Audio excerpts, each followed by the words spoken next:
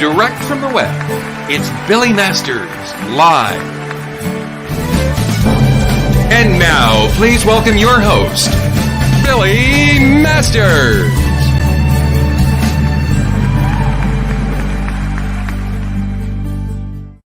Hey everyone, welcome to Billy Masters Live. I am your host, Billy Masters. Sorry, we're having some technical difficulties, and I'm not completely sure I'm going to be able to hear people, although I can hear through the speaker, so we will manage one way or the other.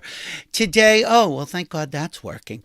Today is Wednesday, November 30th, 2022, and We're here for a happy occasion and yet a sad occasion.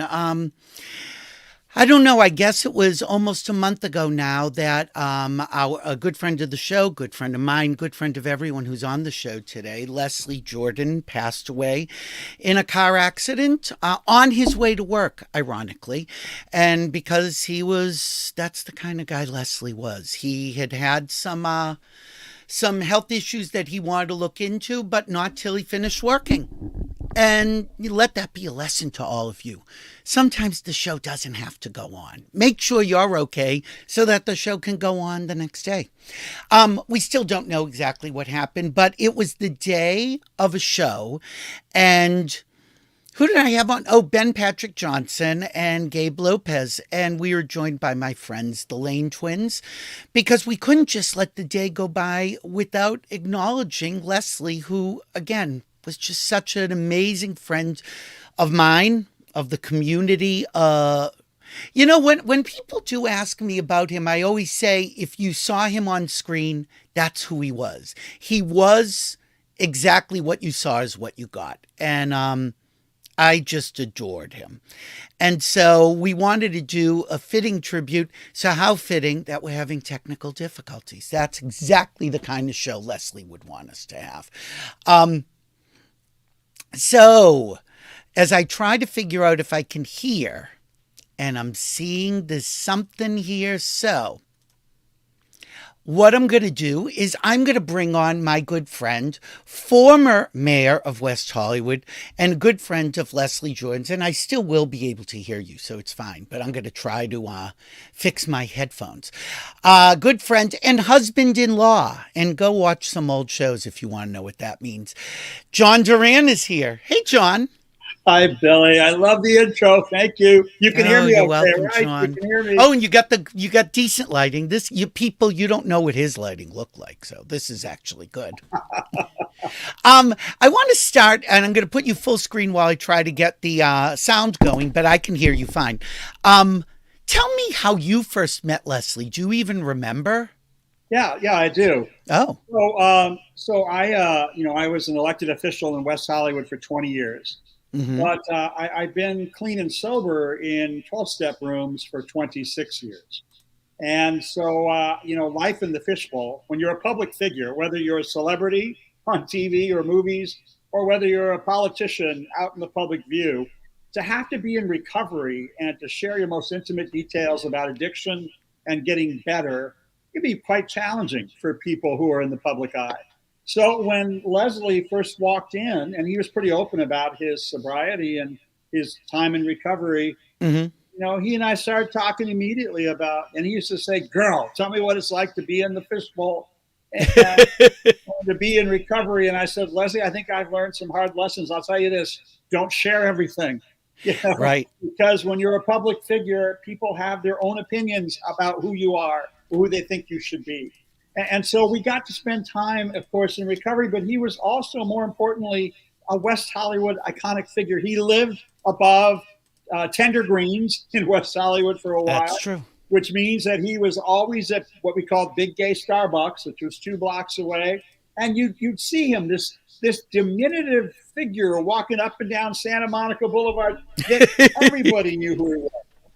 You can't hide when you're such a small man at physical stature and yet such a giant in television and an iconic gay hero. And so everybody loved Leslie, and Leslie loved everybody back. And it was such a sad day in West Hollywood when he passed away. You bring up Starbucks, and hold on a second, I'm just trying to get back. Okay, you bring up Starbucks, and there was an incident. Oh, is it 3 years ago now? Oh, I wish I had the video. I didn't even think of it. Do you remember when the homophobic guy went into Starbucks and Leslie was there? Do you remember that? Yes, I do. Yeah. So tell people what happened, because that was an unbelievable and it was a big guy. He was a really big guy, and you know what? Leslie had the ability to just stamp a heel down and have a hissy fit and get big people to fear him incredibly. I just love Leslie. I don't remember exactly what happened. All I remember is that he was so stunned that he had the ability to get this homophobic guy to back down. I think I would have been stunned too. But Leslie, I don't know if it was the fact that he was such a Nelly little queen and proud of it that just to back off. I mean, he didn't try to hide it or downplay his Nelliness or the fact that he was so flamboyantly gay. I mean, people like that have the ability to, because they're so open and out in their truth, to just knock down the bullies left and right. I think. Yeah, I remember that everybody was kind of shocked, and he was the one that went up to the guy and said, "Not in our house." Yes. And threw the guy out. And TMZ was there. I mean, it was just really amazing. And, I remember interviewing him about it, and he had said to me that he grew into his role as a leader. People aren't born leader. I mean, people say some people are born leaders. Nobody is born a leader. Everybody, they're born with greatness, and are they going to rise to that occasion? Yeah. And Leslie didn't let anybody define him in any way, whether it was physically, sexually, spiritually, dependence-wise. He owned who he was. And that was one of the things I loved about him. And I think what an amazing role model for people living in like the Midwest who don't know gay people one-on-one and got to see him. And he'd say, I'm every man. And the pandemic turned him into a superstar. Well, it's so funny you should see it. Before pandemic, I used to have a radio show called Sidebar with John Duran. And I was a co-host once. Jordan and Del Shores were my guests one day. Oh my God, I have not laughed so hard. We just for a good 20, 25 minutes on the radio show. They're just so much fun. And of course, the whole Southern Baptist Sissies and Sordid Lives, where I fell in love with Leslie Jordan when he played, what was the character's name? Billy Bob or Brother Boy. Brother Boy, John. Brother Boy, yes. I mean, that's before I ever met him in person. And I thought, I love this little guy. I love him. And Starbucks, big gay Starbucks is gone, but little gay Starbucks has a permanent tribute up to him inside. Oh, do they? Oh, that's great. Posting little messages to Leslie because he was so well loved all across West Hollywood and across the country, I think. So before, good, there, I'm getting a little bit better. We're cleaning things up here, people. So, Leslie would be laughing, saying, "Girl, could you get your shit together?" Yeah. I think every time you go away, you smear a little Vaseline on the camera. I know exactly. I get younger as you get older. It's fine. That's how I like it. That light, and you're looking like you've got that institutional lighting. So I am coming. I'm actually coming back to West Hollywood tomorrow night. I have some holiday parties this weekend. What is going on? Because you've been keeping people posted abreast about COVID in Los Angeles and West Hollywood, what the rules are, everything, because we're seeing around the country that numbers are rising a bit since Thanksgiving. How are things in West Hollywood? Well, we've had a whole lot of viruses going around. I mean, yes, COVID has been terrible to manage. Monkeypox was even more terrifying. I got my monkeypox. If you didn't get it, get the vaccine. Get both of them. And here in West Hollywood, we were in District 3, and we had. What does that mean? That meant in terms of how the county was going to allocate funds. That District 3 was where West Hollywood and Hollywood were. We had more cases in District 3, which is West Hollywood, and Silver Lake, than any other part of the county. Yet we couldn't get adequate funding, and gay guys were having to travel all over LA to try to find monkeypox shots. Really? They were going to Lancaster. Wow, I didn't know. They were going to Pomona. They were going. Oh, God forbid, Pomona. Jesus. Yeah. Better to have monkeypox than go to Pomona. I'm sorry. Yeah. That was the high desert. We're good in the low deserts. We're good in the low deserts like Palm Springs. Exactly. We're not so good in the high deserts. I just say that.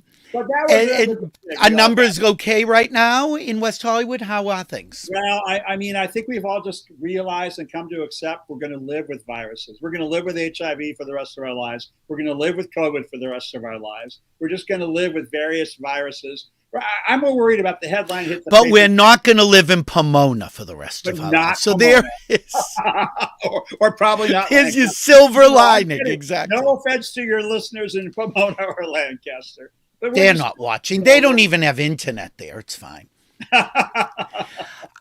So something happened yesterday, since you're our political go-to, something happened yesterday, which is that gay marriage it's on the road to being codified. Is that what we're saying?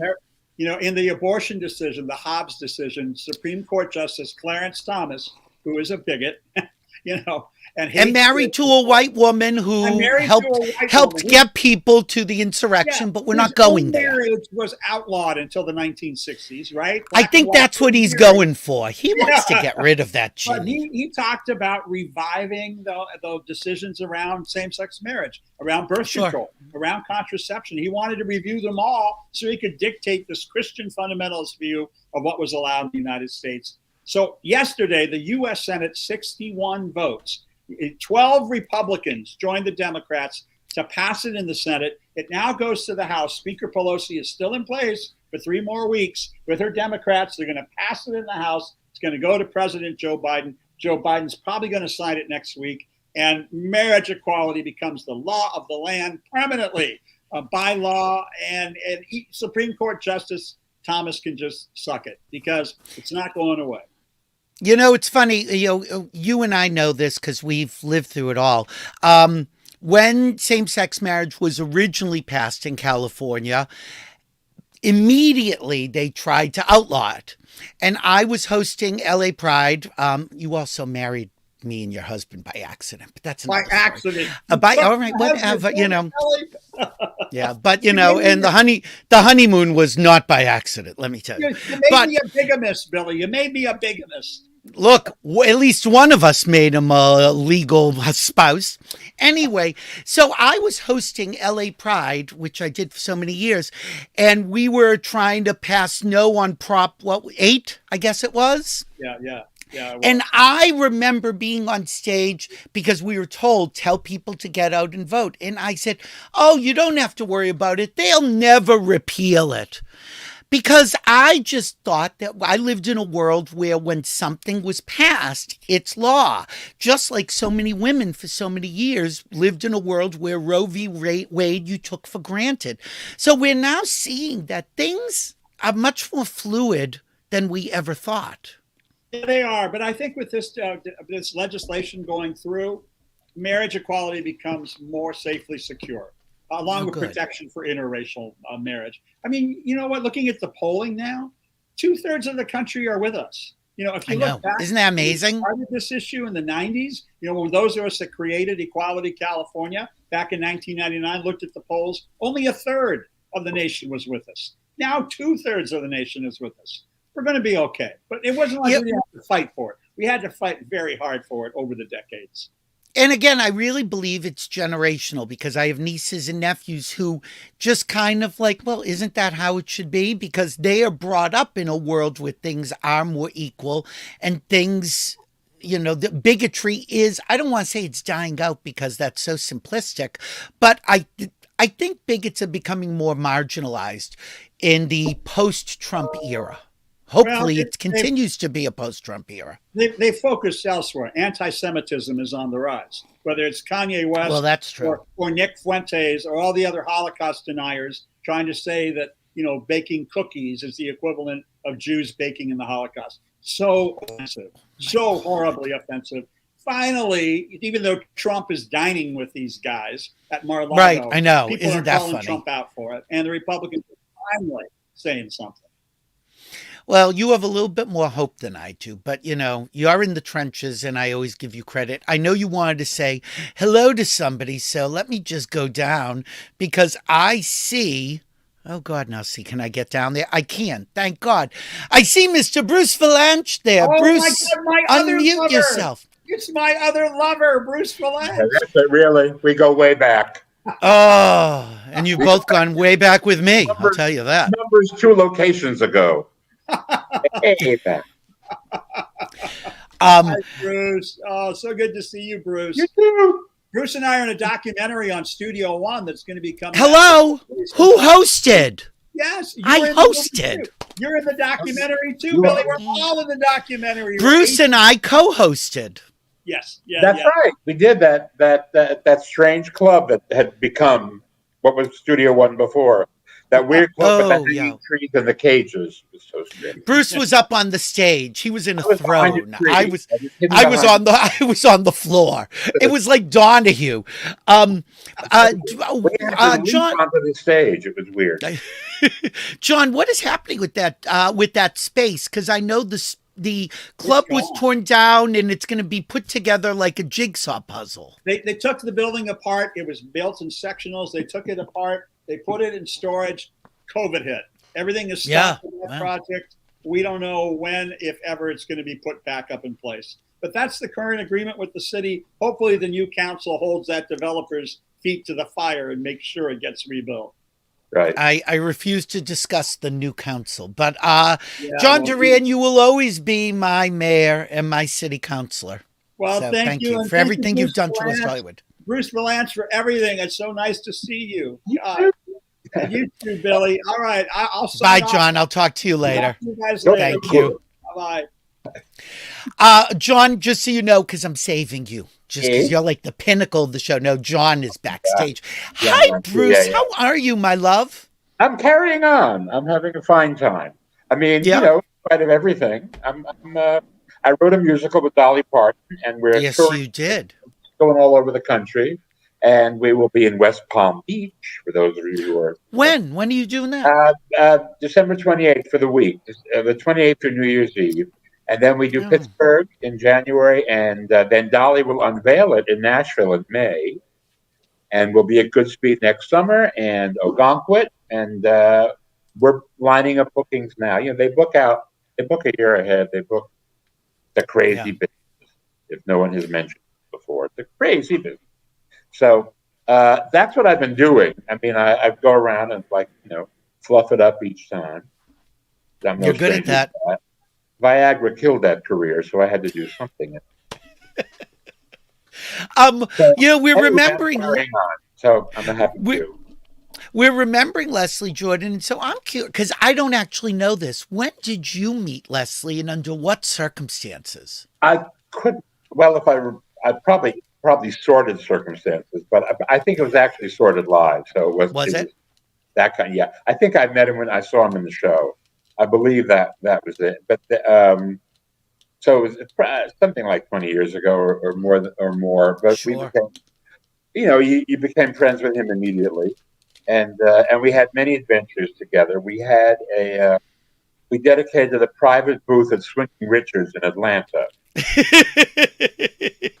The uninitiated, Swinging Richard, which think about the name, was a strip club, and it was in Atlanta, and it was because it was in Atlanta, it was mostly college boys who were making money on the side. And on the side of what? On this, if they were if long enough to hit the side on that side. Otherwise, basically, they were making money front and center. So, but there were private booths in the back, and we were such denizens of the booth that the management graciously named the booth after us. We shared it for many years. Of course, you would never know Leslie was actually in the booth because the walls were too high, and if you saw a shock of blonde hair, you'd know I was there.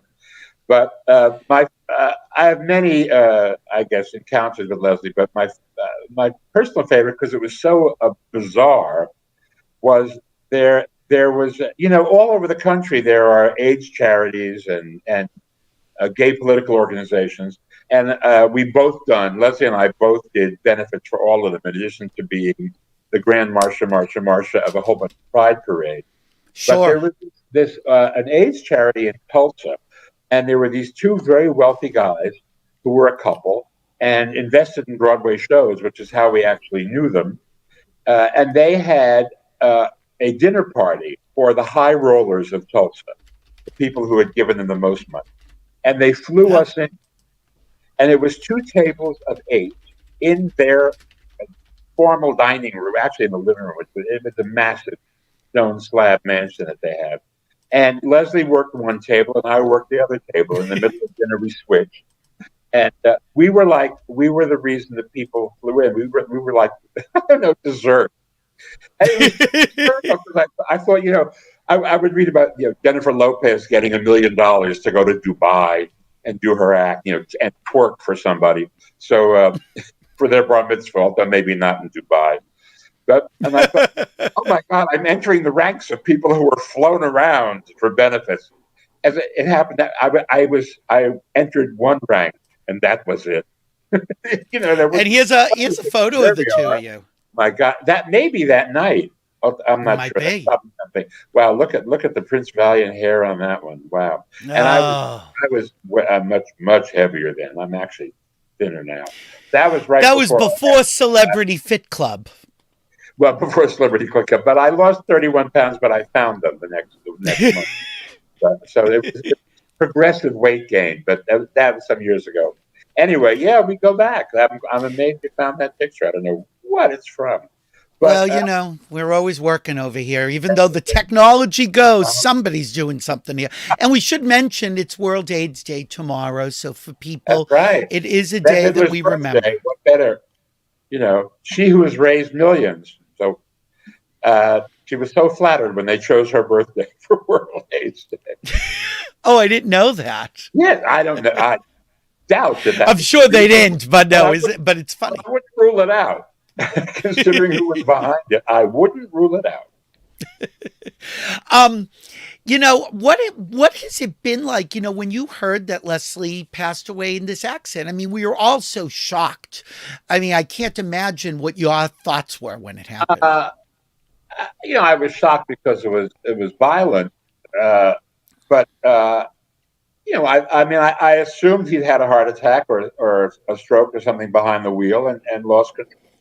And of course, that's a nightmare for all of us who are of a certain age and of a certain weight class or of a certain physical disposition, that could happen to us. And so at any time. At any time. And so we've always, taken precautions. And when I heard afterwards that he was having some trouble and he was going to go get looked at and all that, I thought, this is the lesson here is don't wait.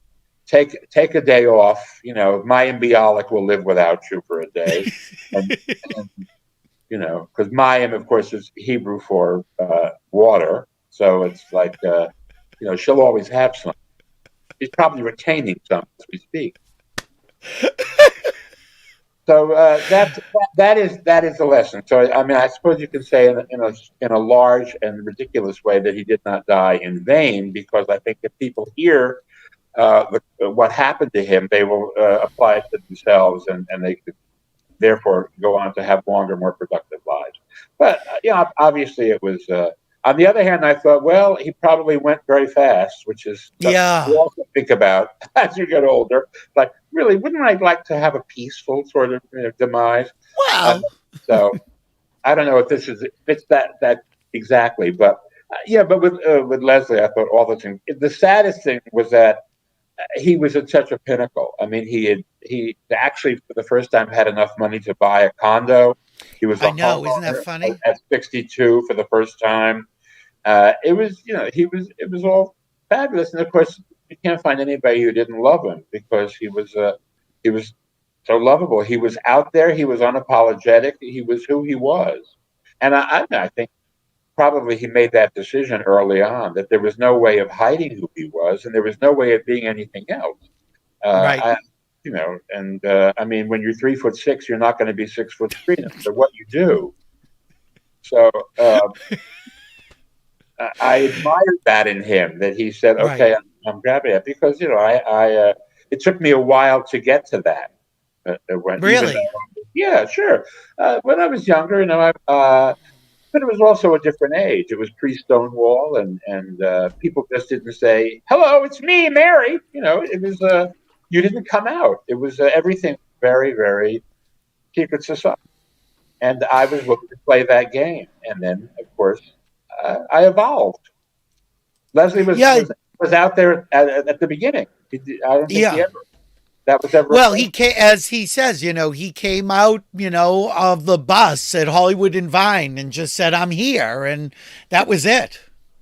But it's funny that that when you think about the time being different, and we kind of take for granted that, being out and being openly gay, playing gay roles, being effeminate is easy. And maybe in today's world, it's easier, but I can't imagine 20 years ago, 30 years ago, that it was a walk in the park.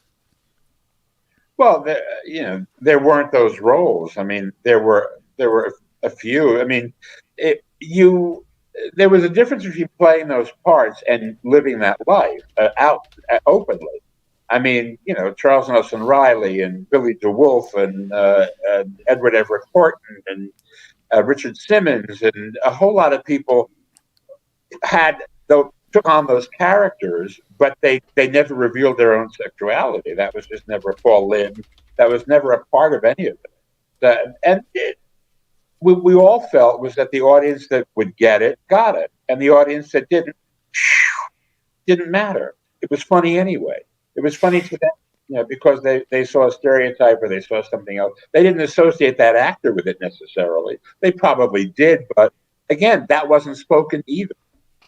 Well, again, it's sort of the subversive two levels of watching a show. There's the surface side, and then there's below the surface. And we always talk about that there were women who just thought Liberace didn't meet the right girl, and I'm like, he was the right girl.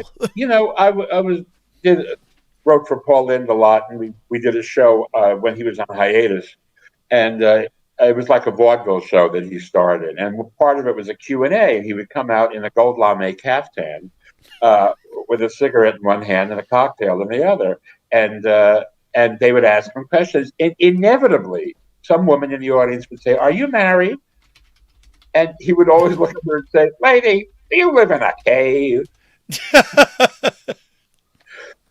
It was like it was an innocent question because they really. It didn't occur to them because in most people's world, they didn't encounter gay people knowingly. I mean, they may have thought their hairdresser or their florist or somebody who was in traditional gay occupation and was allowed to be theatrical in their daily life. They may have thought that, but they didn't want to think badly of them. So they didn't think too much about it because to think that he was a gay person meant that he was probably not a good person. Right. Because that is what they were often taught in church and other places. Yeah, and I guess, again, in Leslie's case, being Southern, even harder. I mean, you're from New Jersey, I'm from Boston. I mean, maybe it was a little easier for us, and yet still hard. I think it was, this is my own personal opinion, I think it was easier for people who were Southern to carry on because Southern people tend to carry on. They tend to have a character for themselves. I mean, Tennessee Williams wrote all of those fabulous characters. I mean, all those people are they're real, genuine characters. And I think Leslie was a genuine character, and I think he probably had an easier time with it because... Maybe, yeah. Everybody has a crazy Aunt Delta, and I mean, he would tell, part of his act, telling those stories about the family and about the school teacher who wound up getting drunk and dancing on the piano and taking off her panties. I mean, all of these stories were from his life, and they were pretty vivid. And so we just figured, eccentric Southerners, like gay or British. Yeah, well, exactly right. Yeah. Legally blonde, gay or European. Big second. Well, neither of us can talk about that. You mentioned Paul Lynde. I've got to go, but I want to ask you. You just did the show with Michael Arrington, who impersonates Paul Lynde. How did that taping go? It was fabulous. I wished I could have made it out. Yes. It was. I did the Paul Lynde Halloween special 40 years ago, and it became a big item on the internet. And it's every year it's shown, and people ask me about it constantly. And I also worked on Hocus Pocus 30 years ago, and then I don't 30 think I years, knew that. But yeah, obviously, if it's Bet, you've done something. You've to had your Midler. fingers in everything Bet's done. So I beg your pardon. So that he used to do that joke actually. I'm sure. More things in my mouth than any other man, something like that. So 30 years later came Hocus Pocus 2, which of course was the biggest thing in internet, 2.7 billion views. Did you write anything for that? I midlerized, yes. Of course you did. We came up with some stuff. There are, there are a lot of writers on all those movies, but the people, Jen D'Angelo actually wrote the movie. I mean, it's hers. Mm. She was a writer on Modern Family, very talented. And so my long-winded way of getting is, when that hit, I was thinking, maybe we should do like another Paul Lynde Halloween special, jokingly. And then these guys, Scott Rocket called me and said, how about the Paul Lynde Christmas special? Wow, I thought, it's hysterical. Because he had seen Michael do his act, and Michael did his act in Vegas, and he's brilliant. And I thought, fabulous, starring all your favorite dead people. And we gave it another layer. We called it Making the Yuletide Gay, the Paul Lynde Christmas special. And it is a lot of people who were closeted, who were his guest stars. And the running joke is everybody on the show is gay. Nobody is admitting it, but they're all there. So we shot it a couple of weeks ago, and it will drop tomorrow, I think. On the I didn't even know. Platform. Tomorrow's December 1st. Yeah, on Wow. I think it's Wow TV, or just Google. It's RuPaul's World of Wonders. Oh, World of Wonder, right? So it's on their website, but it's really funny with a lot of terrific people on it. Lady Bunny and Jackie Beach and our friend David Hernandez. Yep. Yeah, and who am I forgetting? A guy who plays Liberace, who's fabulous. I don't even know. I can't pronounce, but she's from the East Coast. And a bunch. I think maybe I've covered everything. I think unless I've. Well, we'll have you all on after it drops, and we'll Spencer talk Day, about it. jazz singer Spencer Day, doing something really unusual. Oh, I know Spencer Day. He plays Provincetown all the time. That's right. Yes, I know Spencer. Yes. It's Well, that's very, great. I very can't wait to funny see show, it. and I was See, amazed just at when you thought that you were done with Paul Lynde, he's back. It never stops. Billy Eichner has been developing the Paul Lynde story as a feature. Film, yeah. Well, yeah, film. Although I don't know that anyone's, is running to make a picture with him this minute. But and especially since Paul is a prickly character, so. Well, that too. Well, again, we talked about, you weren't here, but we had talked about Bros, and I had talked about one of the issues being that and I love Billy, and I know you do, his character isn't the warm and fuzzy type. He's abrasive, but this is a good match. Yeah, well, yeah. I consulted on it. We had many conversations about it because, he didn't know Paul, and I did. So he wanted to know everything that he could about Paul. He was a great admirer. So we'll see if it happens. Cool. He's a sweet guy. I love him. I wish him well. I'm available to write it. There you go. Bruce, I love you. Am I going to see you this weekend? Put it out there. Am I going to see you this weekend at any holiday parties? I'm back in town. Could be. I don't know. I have to check my I'll calendar. text you. We'll catch up at some point. Bruce, thank you for being gone. I love you so much. It's been a while. Take care, honey. Take care. Okay, you too. Bye-bye. Next, as I mentioned, the last show that Leslie Jordan was working on of Call Me Kat is airing tomorrow. And if you haven't seen the show, oh my God, it's such a great show.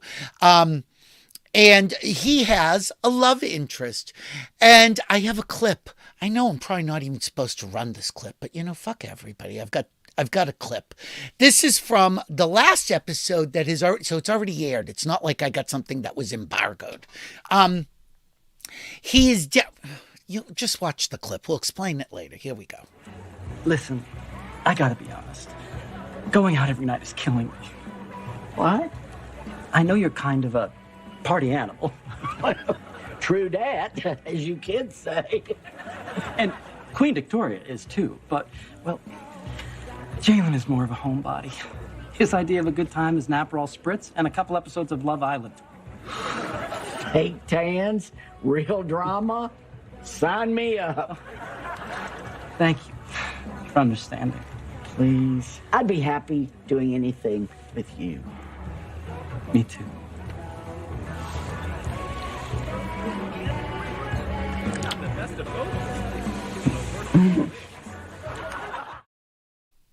It's been such a beautiful relationship to watch develop, and I'm glad to have Queen Victoria herself. John Griffin is here. Hey, Sorry, you got me John. emotional there watching that. It's such a beautiful scene. Sweet scene. It's very sweet. Yeah.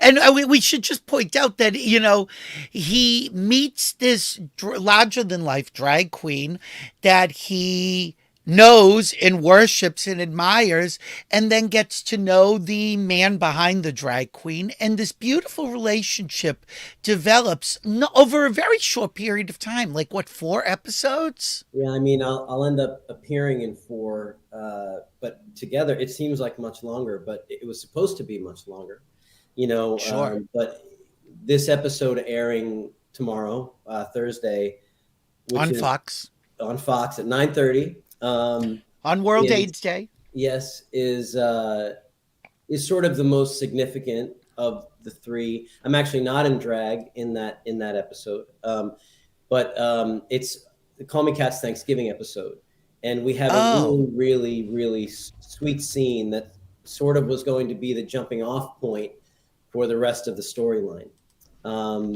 until, you know, of course, Leslie's tragic, sad passing. So there was much more to go there, and you know, I'm so grateful that I had the chance to work with him, and that the storyline gave him so much pleasure. You know, he was so excited about it, and I was so honored to, you know, have the chance to experience that with him. So yeah, it ended up only being together 3 episodes. I will appear in 1 more down the line, to sort of tie up the storyline. What was supposed to be a long love affair ended up, you know, only being, sadly, 3 episodes for Leslie. Well, I mean, I you know, you can't say this. I can say this because it was released, that the character is going to go on. So we don't know what's going to happen, but it's not like there's going to be some tragic twist, which is great. Leslie would not want that. Exactly. And I want to just show, you know, first off, this is when you and Leslie first met. Yes. On screen. And then you surprise him at the coffee shop as yourself. I mean, you know, as a boy.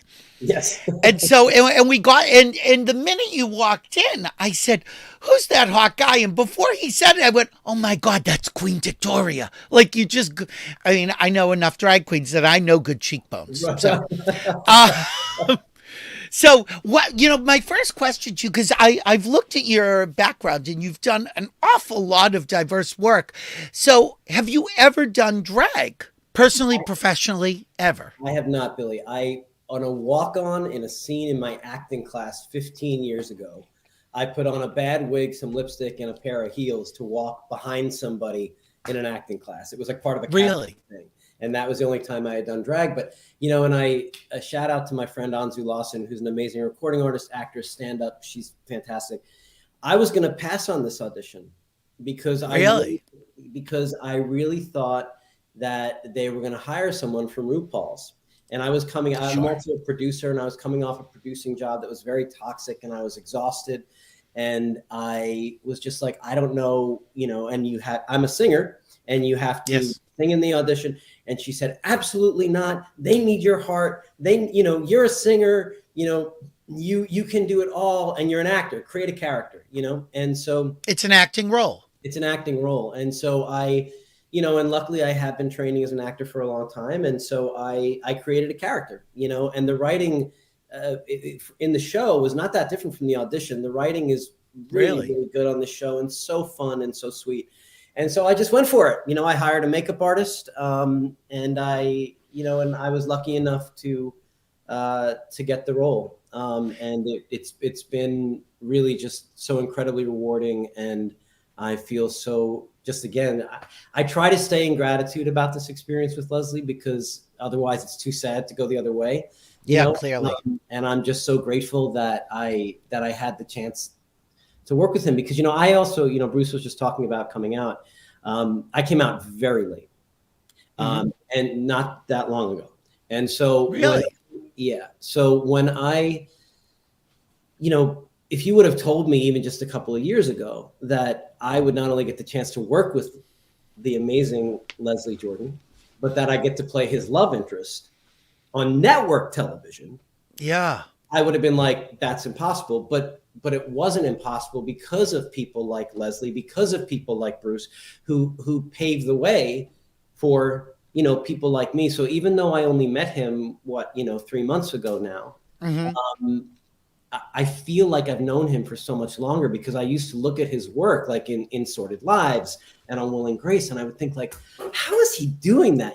How is he living so authentically as himself in his work? Because I didn't have the courage to do it, but maybe because you didn't have those role models back then. I mean, I don't know how old you are, but I'm on this side of 50, and there weren't, when I was a teenager or 20-year-olds, there really weren't role models. Yeah. No, it was a long journey for me, and I don't want to beat myself up for it. Everyone comes to their place when they come to it, and we have to support everybody at every point along their journey. But for me, it was also hard, because when I came to town, as an actor's journey, you're an entertainer, the journey. You start to work, and, people would say to me as a young actor, because when I first came to town, I looked like a baby. I looked like I was like 17, and people would say, I don't know if you're gay, but if you are, you're working, maybe don't talk about it. Right. That was the message. Yeah, that was the message. And so it was scary, and it was hard, because my first thing, when I first got here, I did a pop opera called Bear. Of course, from our good friend. I can't. It's Damon. I can't even talk about this. I know, it's so sad. Damon. Another one. I know. And Kristen Hange, our amazing director. Our good friend. Nominated for a Tony for Rock of Ages. She and I are still close. The whole Bear family is still really close. Bear was, for people who don't know, Bear was like a cult in West Hollywood. It ran forever. People were crazy. To run for 6 weeks. We run for right, and people would go back over and over again. Yeah. And Damon Intrabartolo was such a dear, beautiful person as Kristen. And it was like a family situation. I mean, Jenna Lee Green. I mean, the amount of talent in that cat. We had Dustin Lance Black, who won an Oscar for writing. He would sweep our floors. You know what I mean? Like the amount of talent. He was like one of our hands, and he, at the time, he was a guy, young guy, and he was looking for money. He's like, people call me Griff. They're like, Griff, you need headshots because you're blonde for the show. Give me $50, I'll shoot headshots. He won an Oscar. There was just the amount of talent that was shoved into that little 99-seat theater was amazing. That's when I first met Leslie, actually. Oh, really? Yeah, he came to see the show. Well, and obviously you knew Emerson. Yes, I knew Emerson well, and I met him backstage in that little coffee shop next to the Hudson, and I remember I was so excited to meet him, but I was not out at the time. Right. And here I am playing. That must have been awfully hard to be in Bear, be gay, and not be openly gay. Well, I cannot even imagine. It's funny because people were, the show was getting nominated. Jenna was Keeley, my best friend, was getting nominated. I was getting nominated. Everybody's getting nominated. The Ovation Awards, Ovation Awards, all that stuff. And so, when I got the Ovation nomination, people were like, "Oh my God, you're so wonderful." And I was thinking in the back of my mind, I'm not doing anything. I'm just showing up and walking through the park because that was me. A gay guy. I had a crush on Jenna Lee Green. because it was confusing for me. I don't consider myself bi. I'm gay, but I had a crush on Jenna Lee Green. I had a crush on John Torres, my co-star. You know what I mean? Like, it was so confusing, and that was the character. Right. He was not out. And so I didn't come out for a while after that. Even that did not sort of bring me out. So, you know, when I got to work with Leslie as an out gay man, I was, sorry, I'm going to get emotional, but I was just so happy that I got a chance to experience that with him, because I really looked up to him so much. Well, I can tell you, and I know you know this, when he told me about this season, and he said to me, and I get a love interest, and he's hot. But he didn't tell me you were going to be in drag. So that was the twist. And you know, again, you know, I want to go back to something you said, that you hired a makeup artist, blah, blah, blah. Did you come up with the look and the color of the hair and everything on your own? Did you have any guidance? They changed that. But what Anzu, my friend that I mentioned, had, she's everything. She's everything. So what they put me in a big wig, like a big pink, big blonde. That's the kind of things I want. But when I did it, I always try to think as an artist, what is everyone going to do? And what can I do that can make myself be like, I want the guy that did that. That's still in line with what the writers wrote. It's still in line. It's not trying to be like, hey, look at me. But, you know, just a little bit that. So we went with a crop kind of like cabaret, like a short blue bob. Like bob, right. That was tight to the head. And it was electric blue. And then I wore a stole, and I did wear a crown, you know, because she was a queen. And so, and then I did the nails, and I hired the makeup artist, and you know, I sang the song. You know, there was one great story, and if you know Emmy voters, please say this, because one of my secret side campaigns is I really hope Leslie gets nominated for an Emmy for the season for Best Supporting Actor. It would be beautiful, yeah. And he said, and he was being serious, there's a scene tomorrow night in the show where, I mean, as a studier of the industry, you will know this, on a network show, in a multicam, for two gay actors to get 3 pages in a grounded scene where it's just them having a real conversation is like unheard of. And we have this beautiful 3-page scene where the writers just really let us take our time. And at the end of it, Leslie said, our director of that episode, Ren, who was such a beautiful guy, and he's our dialogue coach on the show. And his first episode directing, they gave him an episode to direct, was Leslie's last. So he feels so much honor. But Ren did a great job, and Ren came around after that scene with one of our showrunners, Maria Ferrari, and Leslie said, Ren, am I going to win an Emmy? And Ren, you know, we all kind of laughed. He goes, I'm serious. He's like, we don't get to, meaning me and him, we don't get to do work like that. People are going to talk about that scene. That's real sweet, you know, and he's right. Was that the scene I just showed? There's another scene that's coming up. Oh. Wow. Where we have this scene that's in retrospect is going to be tear-jerking. But it's toward the end of tomorrow night's episode. And he's just so beautiful in the scene. He thinks I'm coming there to break up with him, and I'm not. And his moment-to-moment work is just so incredible in that scene when he listens. That guy was such a good listener. Like, you would say things, and, you know, I coach actors too.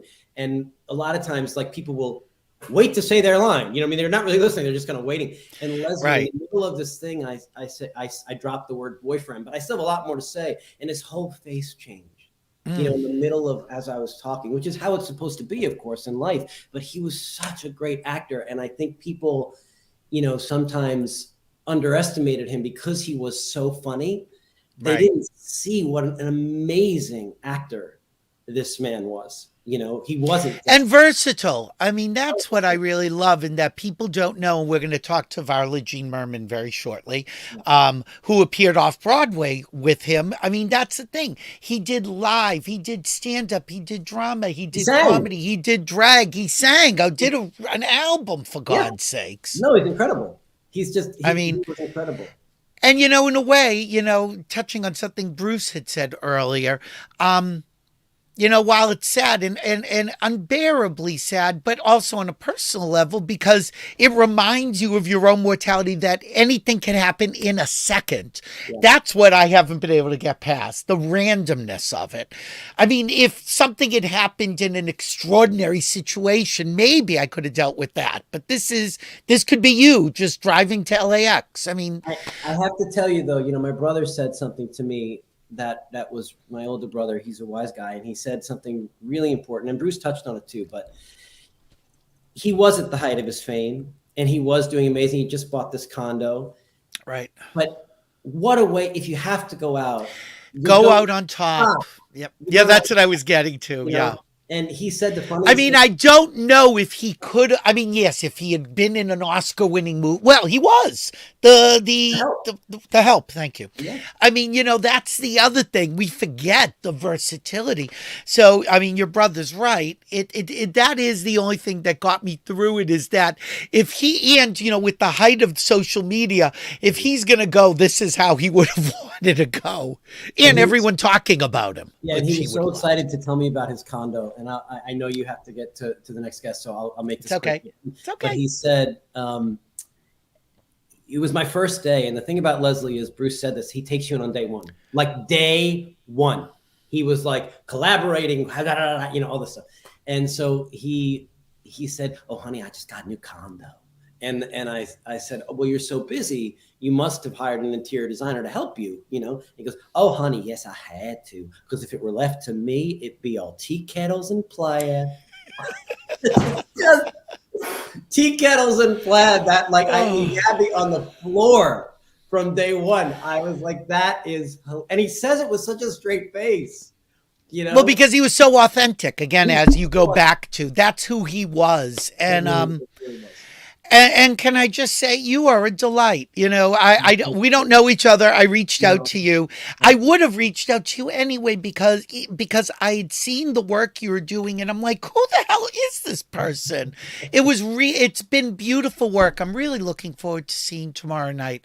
And I know you do so many things. I know you do voiceover work and you produce and all this stuff, but I just wish you so much success, because it's been lovely getting to watch you develop what I think people will remember as a pivotal character in gay visibility, especially on network television. It's just been extraordinary. Thank you so much, Billy. That means a lot to me. Thank you so much, really.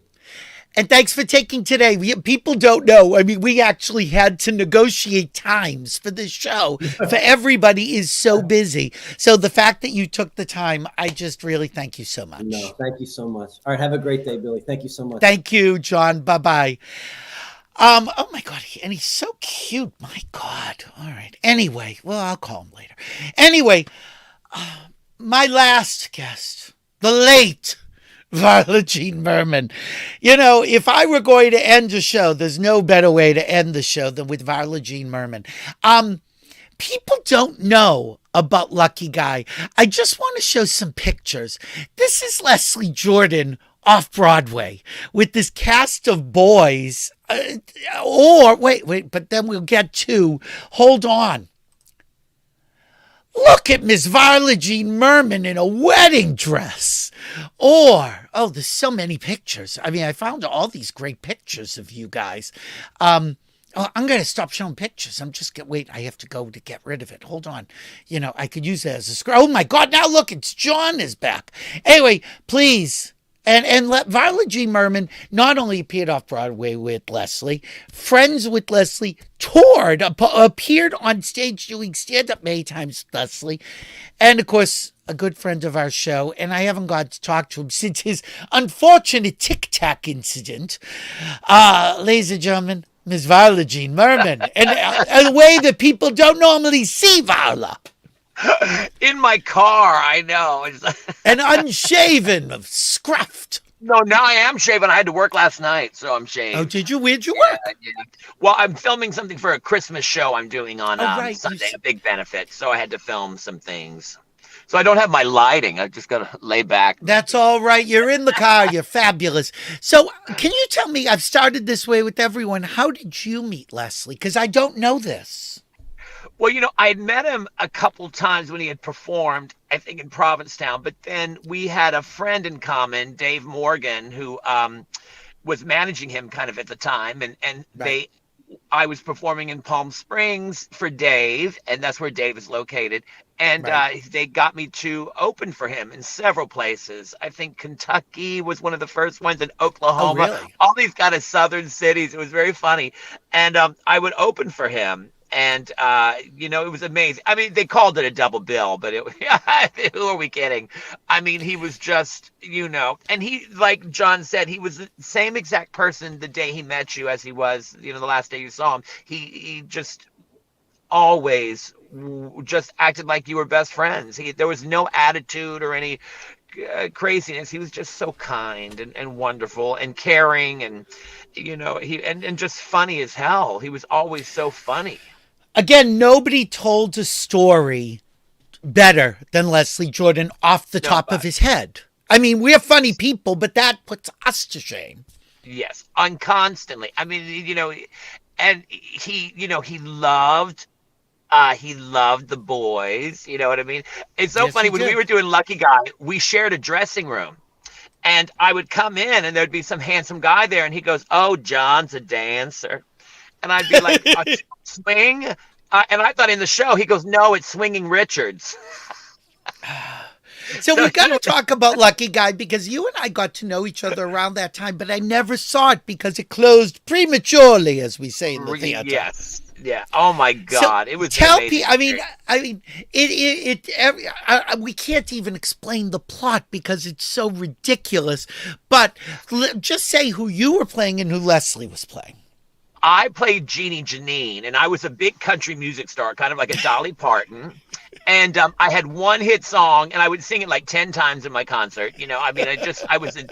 And he played kind of a used car salesman, and he was getting, he found this boy who had this song, and we were going to try to steal, and the song was so amazing. It was called Lucky Guy.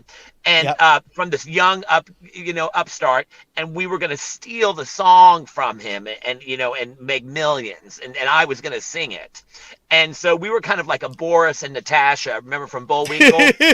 Yes, but country, and we were both, and he gets me to scheme with him, and then we try to steal the song, and it was Kyle Dean Massey. I don't know if you know who that is. Sexy, sexy, sexy. Oh my God. He had to take off his shirt in a scene, and people would gasp. I was one of them. I remember one night you heard a lady go, "Oh my God." Yeah, he was. And I think, is this the cast? Look at this. Oh it's my a good-looking God, bunch of people. Look at that. Wise and Jen Colella. Oh my God. Jen Colella, amazing. hysterical. And that's Willard Beckham. Oh, and Jim Newman. I mean, everybody, we had a ball. And let me tell you though, it was difficult because they were kind of trying to update the show, because the show had been around a long time. I mean, Faith Prince played my part. Yeah. I mean, so many people. I mean, I can't even remember who. Oh, Sharon McKnight played it at one point. Oh, well, she's basically a drag queen. And I love you, Sharon. But they both are. So, I mean, they were kind of trying to redo it. But, once it kind of gets, and the Little Schubert, even though it's off-Broadway, it's a Broadway house. And once you get to that point. It's a Broadway house, yep. I just didn't realize, it was my first time to really develop a show. And I didn't realize that once it's at that point, it's too late to make changes. I mean, you can make kind of changes, but if you drop one word, everything has to be rehearsed, and everybody has to be there in case they have a costume change. They're not going to make it. I mean, it was wild, and we had a lot of changes in the show, and Leslie became like the mama cougar. I mean, he did not like when things were not sort of what he felt weren't right, and he would definitely stick up for everyone. I mean, he was amazing, and I'll never forget. We opened, and Leslie and I got great reviews. So I went back and read the reviews, not just the Times, all of them. Everybody is saying problems with the show, but they all said the reason to go. There are two reasons to go to the show: Varla Jean Merman, Leslie Jordan. I mean, I've never seen anything like it. all you have to do is stand next to Leslie, and just my size made me funny. I mean, I'm so fortunate that we got to do that. Just look at this. Yeah, I know. That was rehearsal. I would go to rehearsal in drag. I mean, it was hilarious. I mean, look at you. You're insane. Or this. But that production shot, I mean, you would laugh. You're going to smile just looking at that. It was funny. It was so funny. I'll never forget, too, the first week we opened, we had a 5-show weekend, Friday, 2 Saturday, 2 Sunday. It was hard. And I had to, my entrance, I came through the floor in this denim crazy ball gown that was in a fiberglass base, and they would spin me around in this fiberglass base. I have a clip. I wish I would. I'll send it to you later. But all right, we'll put it in. It took me a long time to get into it. I had to go downstairs, so I had to put on my makeup, go downstairs, get in the contraption, come. So I got there at I would get to the theater. We opened at 8, definitely a little before 6. And so I got there a little before 6 on Sunday, and I'm outside, and Leslie says, "What are you doing?" And I said, "Oh, I'm about to go in." He goes, "You don't know the show's at 7." Oh my God. And he said I was like Miss Prissy, Miss Prissy from Gone with the Wind, touching the fence, touching the brick wall, la da da da dee. And and when he said that, I'll never forget. I mean, the chills, and I was shaking because I had to get in full drag and be down there. It took me 2 hours, and oh my God, I'll never forget that. It was. How soon is your entrance in the show? It's about 10 minutes into it, but still, I have to be. I mean, it was terrible. I mean, it was crazy. I had to put on all these and then I had a costume under that costume, and I'd walk out of that one. So for a quick change, right? Yeah. Oh my God, the wigs, everything. It was wild, but he was just. Did Leslie enjoy doing the show? He really did, but there was a certain point where the choreography was so crazy for him, and and they kind of kept changing it, and he had it, and he would get upset. I remember, I would now and then change a word like A to the. I mean, very little things. And I remember one time the script supervisor was telling me all the mistakes I made, and they were very tiny. But he got so upset that they were just leave her alone.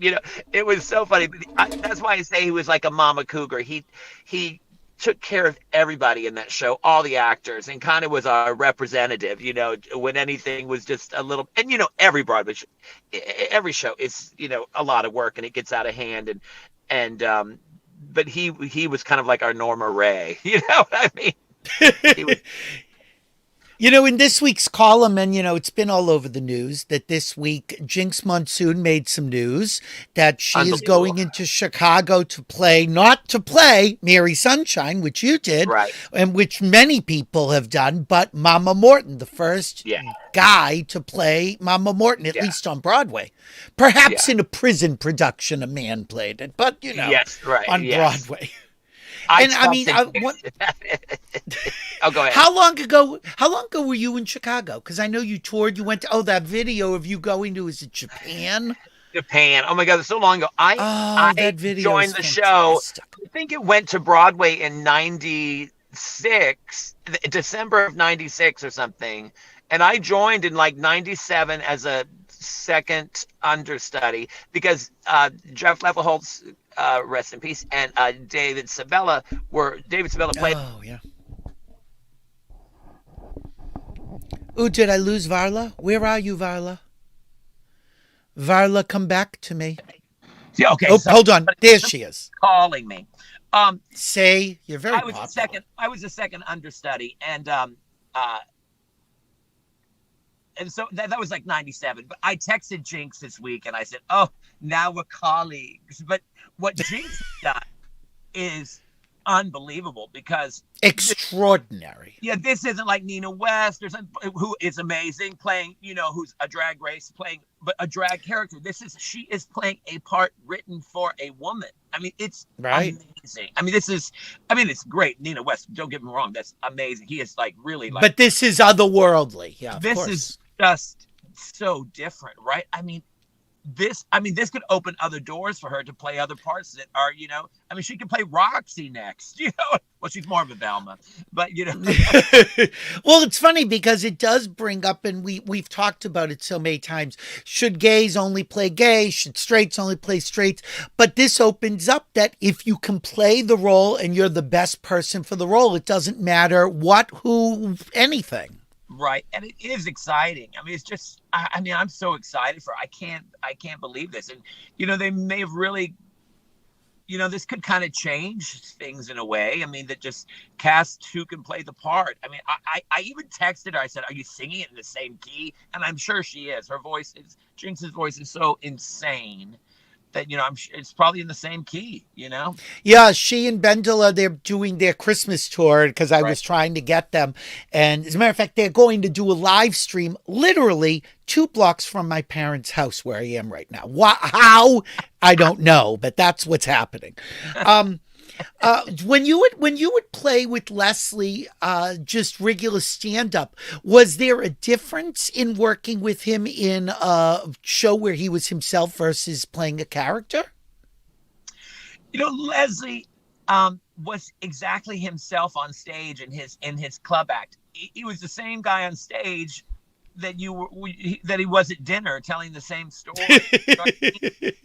He was the same character. And Leslie did play himself a lot and did unbelievably well. And if you think about it, for a gay, like a little bitty gay man, to make it that big. And I remember seeing him first when I was young, and he was on that commercial about the draft, and he was, there's a very commercial where he, was like with this little guy, this really hot, like 18-year-old in boxer shorts, and Leslie's on his shoulder telling him why he should, get in the draft. I mean, it's hilarious. But I remember seeing that. And then, of course, Murphy Brown was after that. And I mean, to be exactly who you are and not to change anything, as even John was saying earlier, people had to be quiet about being gay. I mean, Leslie, it didn't matter. He was just himself every second. And that's why he became famous, which you would think on paper, that would never happen, Yeah, that's true. I didn't think of that. I mean, to trust your talent is going to carry you. And, isn't it interesting that he really hit his zenith later in life when so many people would say, oh, I'm just going to be stuck playing these little walk-ons. He blossomed in his 50s, 60s. It's amazing. And from COVID, if you think about it, I mean, so many more people found him. I mean, he became mainstream from COVID and just, whale shit, I mean, it's just, I remember when it was happening thinking, I remember waking up and Gayle King was talking about him. And I thought, oh my God, this is changing everything for him. I mean, and it couldn't have happened to a nicer person. And he was just funny every second, and he's the kind of actor that can make a straight line funny just by the way he said it, which is such a talent. I mean, it's just, and I thank God, because he would have been so upset if when, that awful accident, if someone else were hurt in it. I just thank God. Oh God, right. I didn't even think of that. Oh my God. That's what I was so worried about, because he would have just, thank God no one was hurt. And, it was just him. Areas. But I thought he would have just been so upset. And he would have just been so tickled that, he was on, I mean, he's just been on everything and tributes and everyone talking about him and missing him, it just, I don't think he would have believed it. I mean, it's amazing, you mentioned, first off, when I linger on everything, it does become overwhelming, particularly when you knew him. I'm emotional thinking about it. I mean, yeah, me too. I was down in New Orleans, and he was filming American Horror Story, and Christine Ebersol was as well. And so I took them around one day, and that was the craziest car ride, because Christine, is hilarious and wild, and so is Leslie. So, and those two voices are the most distinct voices in the world. And I'm driving in my Honda Civic, I think, driving them around. I think a Honda Fit I had at that time. And those two voices in the car cackling. I mean, it was, I'll never forget that. I mean, showing them New Orleans and taking them to restaurants. And I mean, it was amazing. Amazing. And I guess we should mention, well, Christine Ebersol may be on this show in 2 weeks, and that's because she is appearing in Provincetown on New Year's Eve at Town Hall. Oh, yeah. Oh, my gosh. And Christine's voice gets better and better and better the older she gets. It is with that voice, and then to be able to sing like grown into her character. Yes. I mean, she is just so amazing. I mean, amazing. Oh, but what I was going to say is that, when I start, as you know, because you were here with me from day one, I started this show during the pandemic just to sort of keep people amused, as you did. Oh, your videos were so fantastic. The ones in with the lighting. Oh, it's fabulous. Anyway, you had better lighting than any of us. You helped me get lighting. So, Epo light. That's what I know. I know. That's what you said. It doesn't matter. But all it was. I had asked Leslie to be on the show, and we kept trying to figure it out. And I said, Leslie, it's getting ridiculous. People are asking, when am I going to have you on? He's like, Billy, I could be on with Savannah Guthrie, or I could be with you. Who would you choose? And I said, all right. Can't argue with that. First off, her name's Savannah. Who's he going to pick? Yeah. Network television or me? I mean, please. What do you... Well, he loved, I know, and I love you. What do you have coming up? I know you've got the thing at the Sunshine, is it the Sunshine Cathedral this Sunday? I'm doing that, and then that's this Sunday, and it's a benefit for, in Fort Lauderdale. Which is kids with chronic pain and a foster care Christmas. There's a singer here in Fort Lauderdale named Matthew Darren, and I'm just co-hosting and doing a couple songs. And then I'm actually going to be performing in San Francisco. Oh. For 3 shows in one night on New Year's Eve. What is wrong with you? You're a glutton. It's going to be my first show after my tic accident. So let's tell people what happened. I was in Provincetown, but I was not at the infamous show. Yeah. Well, I do. My show is about anxiety, so there's a whole thing where I have a bottle of Ativan, and I get upset, and I dump it into a big cocktail, and then the whole bottle of pills, and then I mash it up with a straw and I drink it. Well, every night the pills would go all over the place, and it didn't matter. But I remember one night coming back up on stage and kind of slipping. Well, that night there were just enough Tic Tacs, and I was running, and I pivoted, and my leg kept going back, and just snapped all the way the wrong way, hyperflexed. And then I'm down on the floor, and I look, and my kneecap is mid-calf sticking straight out through my pantyhose. I'm like, oh, no. And what was the audience's reaction to this? Well, they were all laughing because they thought, and during my dance break of Anything Goes. And they thought it was a bit. They thought it was a bit, and everybody thought they were laughing. And then I realized right away, oh no, this is big. And so, I mean, it's been a long road to get back, but what else was I going to do? But you did come back with the show. What was it? 2 weeks later in a wheelchair. A week later in a wheelchair. Yeah. Ready to blow on wheels. Yeah. So did you enjoy doing it in the wheelchair?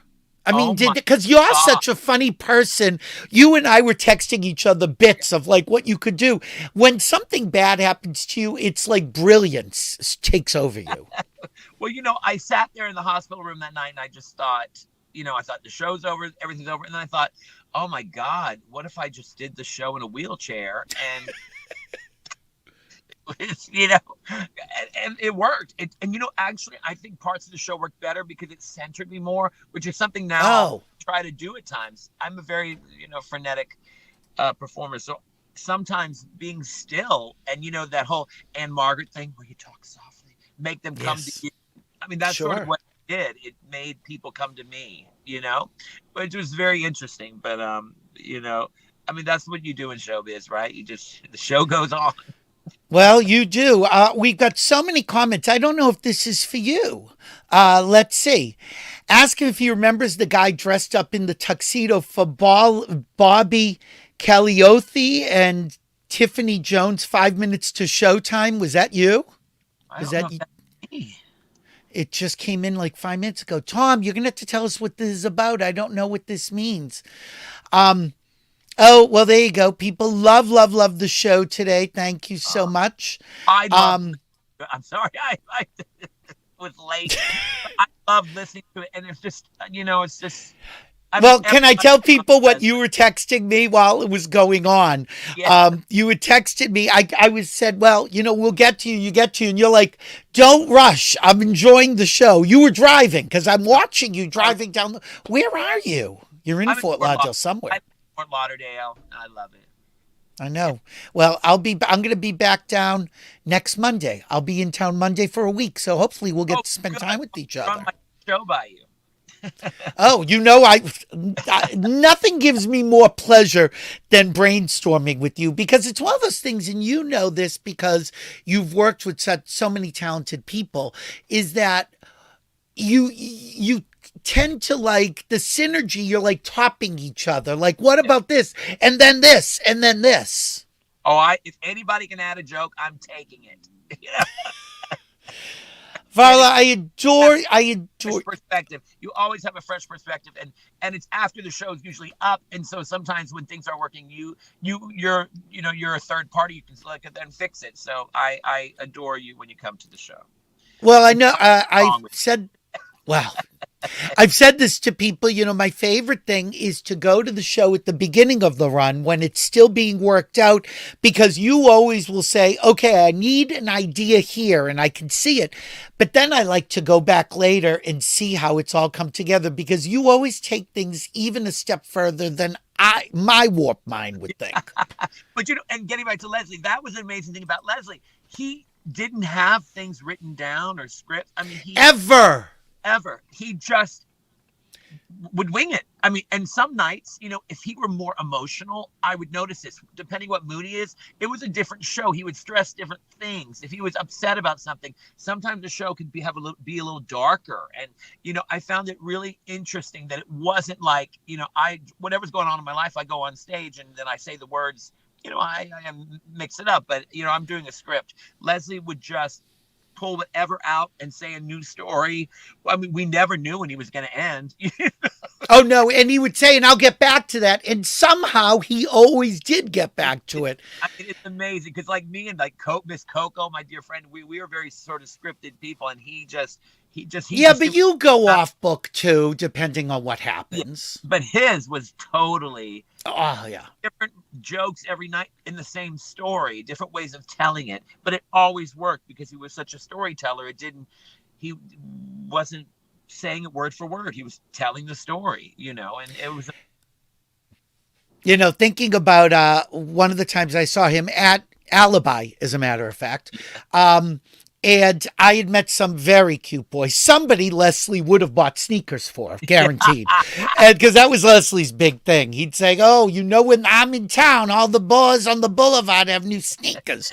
But I had met this kid, and I don't remember his full name. I just remember his name was Phoenix. Of course it was, with an F. As a matter of fact, of course it was. And so Leslie this kid really wanted to get an autograph. So I brought him over because, impress people with, I know Leslie. And so he said to Leslie, can I have an autograph? My name's Phoenix. And he said, oh, like river?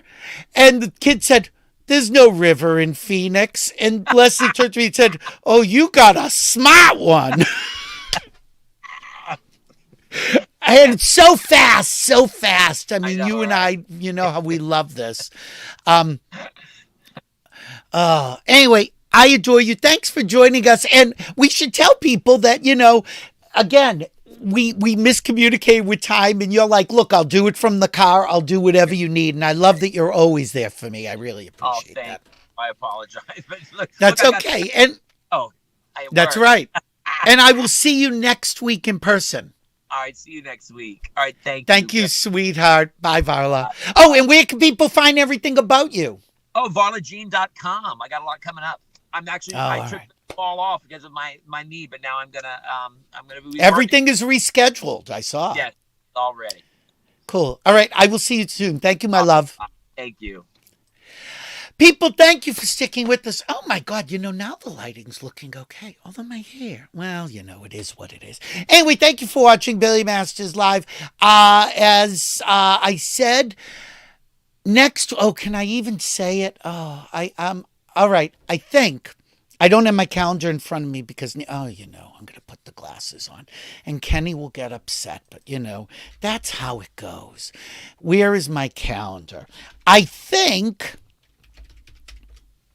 that I believe next week, I can't find it. Who cares? Next week, I believe, is Jennifer Lewis. So, and if it's not next week, it's the week after. I'm not sure. No, it's not next week. It's the week after. Anyway, Jennifer Lewis will be with us before the holidays. Christine Ebersol may be with us. Cheryl Lee Ralph is trying to arrange her schedule to be with us. So we've got lots of things coming for the holiday season. So do yourself a favor. First off, check all the gossip at billymasters.com. You can also find out when the next shows are. If you click on, where is it? Right there. There's our logo if you're watching on YouTube. And click on that, subscribe to our YouTube channel. And if you press the little bell below that, I don't know, something happens. Leslie Jordan comes back from the dead. So hit the bell. It won't hurt you. And that's all. That's all I have to say to you. So I want to thank you for joining us. Watch Call Me Kat tomorrow night on Billy Masters Live. Oh, Fox should be so lucky.